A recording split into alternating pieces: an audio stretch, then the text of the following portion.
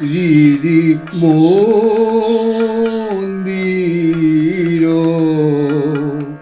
হৃদি মন্দির দ্বারে বাজে সুমঙ্গল শঙ্খ। হৃদি মন্দির, হৃদি মন্দির দ্বারে বাজে সুমঙ্গল শঙ্খ। হৃদি মন্দির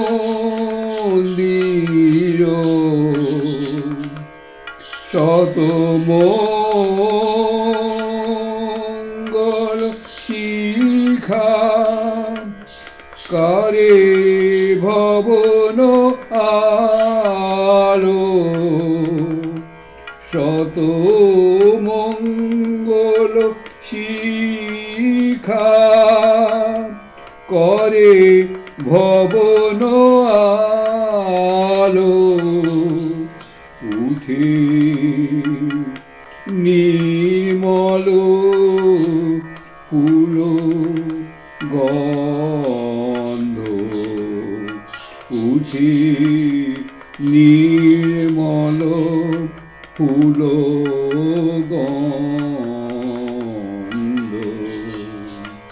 হৃদি মন্দির,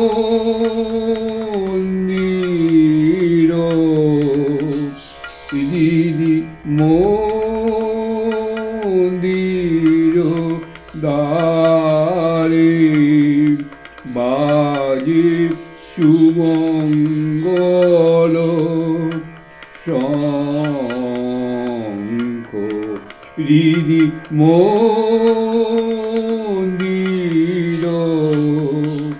দ্বারে বাজে সুমঙ্গল শিখা। হৃদি মন্দির।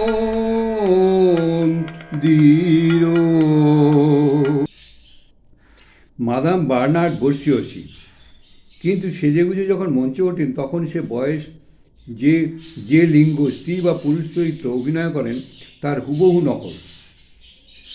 বালিকা বালক যা বলো তাই, হুবহু। আর সে আশ্চর্য আওয়াজ, এরা বলে তার কণ্ঠে রূপোর তার বাজে। বার্নার্ডের অনুরাগ বিশেষ ভারতবর্ষের ওপর। আমায় বারংবার বলেন তোমাদের দেশ ওই ভাষায় কী বলেন, ফ্রেঞ্চ, উনি তো ইংলিশ জানেন না, সে ফ্রেঞ্চ ভাষায় কী বলেন যে ট্রেজাসিয়েন ট্রেসি ভিলেজ, তার মানে হচ্ছে তোমাদের দেশ হচ্ছে অনেক প্রাচীন, অতি সুসভ্য। এক বছর ভারতবর্ষ সংক্রান্ত এক নাটক অভিনয় করেন, তাতে মঞ্চের ওপর বিলকুল এক ভারতবর্ষের রাস্তা খাড়া করে দিয়েছিলেন। মেয়ে ছেলে পুরুষ সাধু নাগা, বিলকুল ভারতবর্ষ। আমায় অভিনয়ান্তে বলেন আমি মাসাবধি প্রত্যেক মিউজিয়ামে বেরিয়ে ভারতের পুরুষ মেয়ে পোশাক রাস্তাঘাট পরিচয় করেছি। বার্নার্ডের ভারত দেখবার ইচ্ছা বড়ই প্রবল। দেখুন এরা যখন কোনো কাজ করে না, কত সিনসিয়ারলি কাজ করে। ওই তাপ্পি মারা সত্যজিৎ রায়ের মতন তাপ্পি মারা কাজ ওরা করেন না। দেখছেন মানে কী সুখ্যাতি ভারতবর্ষের সম্বন্ধে। হ্যাঁ, এই বার্নার্ডের সে মো র্যাব সে আমার জীবন স্বপ্ন। সে মো র্যাব মানে ফরাসি ভাষা সে মো র্যাব, সে মো মানে ময় অনুস্বর, সে আমার জীবন স্বপ্ন। আবার প্রিন্স অফ ওয়েলস তাকে বাঘ হাতি শিকার করাবেন প্রতিশ্রুতি আছেন। প্রিন্স অফ ওয়েলস বলেছেন তাকে বাঘ হাতি সব শিকার করতে ভারতবর্ষে এলে শিকার করাবেন। তবে বার্নার্ড বলেন সেদেশে যেতে গেলে 1.5 লাখ 2 লাখ টাকা খরচ না করলে কি হয়, টাকার অভাব তার নাই।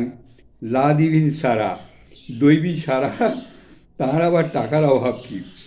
যার স্পেশাল ট্রেন ভিন্ন গতায়াত নেই। দেখুন বলছিলাম না একটু আগে, স্পেশাল ট্রেনে করে যান। যার স্পেশাল ট্রেন ভিন্ন গতায়াত নেই সে ধুম বিলাস, ইউরোপের অনেক রাজারা তা পারে না। যার থিয়েটার মাসাবধি আগে থেকে দুনো দামে ডবল দামে দিয়ে টিকিট কিনে রাখে তবে স্থান হয়।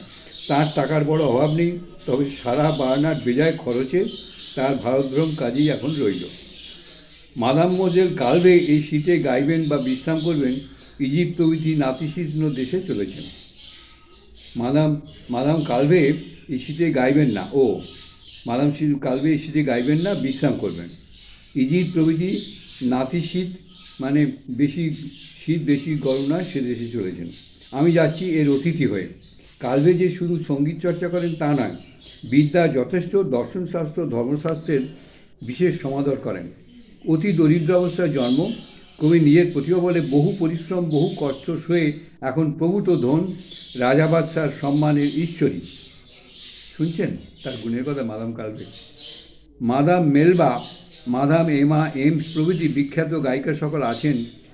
জাঁদল, রিচকি, প্লাস প্রভৃতি বিখ্যাত গায়ক সকল আছেন। এরা সকলেই 2-3 লক্ষ টাকা বাৎসরিক রোজগার করেন, কিন্তু কালভের বিদ্যার সঙ্গে এক অভিনব প্রতিভা, অসাধারণ রূপ, যৌবন, প্রতিভা আর দৈবী কণ্ঠ। কালভের গুণাগুণ শুনুন: অসাধারণ রূপ, যৌবন, প্রতিভা আর দৈবী কণ্ঠ। এসব একত্র সংযোগে কালভে গায়িকা মণ্ডলী শীর্ষস্থানীয় করেছে। কিন্তু দুঃখ দারিদ্র্য অপেক্ষা শিক্ষক আর নেই। সেই শৈশবে অতি কঠিন দারিদ্র্য, দুঃখ, কষ্ট, যার সঙ্গে দিনরাত যুদ্ধ করে কালভের এই বিজয় লাভ, সে সংগ্রাম তার জীবনে এক অপূর্ব সহানুভূতি, এক গভীর ভাব এনে দিয়েছে। আবার এদেশে উদ্যোগ যেমন, উপায়ও তেমনি। আমাদের দেশে উদ্যোগ থাকলে উপায়ের একান্ত অভাব। বাঙালির মেয়েরা বিদ্যা শেখবার সমধিক চেষ্টা থাকলেও উপায়ভাবে বিফল। বাংলা ভাষায় আছে কি শেখবার? বড়জোর পচা নভেল, নাটক।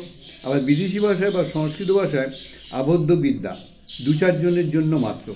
এসব দেশ নিজের ভাষায় অসংখ্য পুস্তক, তার উপর যখন যে ভাষায় একটা নতুন কিছু বেরোচ্ছে তৎক্ষণাৎ তার অনুবাদ করে সাধারণের সমক্ষে উপস্থিত করছে। এই জন্য ওইসব দেশ না তো বেড়েছে। ভারতবর্ষ পিছিয়ে রয়েছে ভারতবর্ষের স্বভাবের জন্য। মসিয়ে জুল বেওয়া প্রসিদ্ধ লেখক। মসিয়ে জুল বেওয়া হচ্ছে প্রসিদ্ধ লেখক, ধর্ম সকলের কুসংস্কারের ঐতিহাসিক তত্ত্ব আবিষ্কারের বিশেষ নিপুণ। ওই ধর্ম সকলের বইতে সব উল্টোপাল্টা লেখা থাকে না, সেইগুলো সমস্ত তত্ত্ব দিয়ে আবিষ্কার করে তার সমালোচনা করা অতি নিপুণ। মধ্যযুগে ইউরোপে যে সকল শয়তান পুজো, জাদু, মারণ, উচ্চাটন, ছিটফোঁটা, মন্ত্রতন্ত্র ছিল এবং এখনও যা কিছু আছে সে সকল ইতিহাস সংবদ্ধ করে এর এক প্রসিদ্ধ পুস্তক। ইনি সুকবি। ভিক্টর হুগো, লামার্টিন প্রভৃতি ফরাসি মহাকবি, গোটে, শিলার প্রভৃতি জার্মান মহাকবিদের ভিতর যে ভারতের বেদান্ত প্রবেশ করেছে সেই ভাবের পোষক। বেদান্তে তো ইউরোপে কাব্য দর্শনশাস্ত্রের সমধিক। ভালো কবি মাত্রই দেখছি বেদান্তি। দার্শনিক তত্ত্ব লিখতে গেলেই ঘুরিয়ে ফিরে বেদান্ত। তবে কেউ কেউ স্বীকার করতে চায় না, নিজের সম্পূর্ণ নতুনত্ব বহাল রাখতে চায়, যেমন হারবার্ট, স্পেন্সার প্রভৃতি। কিন্তু অধিকাংশই স্পষ্ট স্বীকার করে এবং না করে যায় কোথায়? তার রেলওয়ে খবর কাগজের দিনে। ইনি অতি নিরভিমান, শান্ত প্রকৃতি এবং সাধারণ অবস্থার লোক হলেও অতি যত্ন করে আমায় নিজের বাসায় প্যারিসে রেখেছিলেন। এখন একসঙ্গে ভ্রমণে চলেছেন।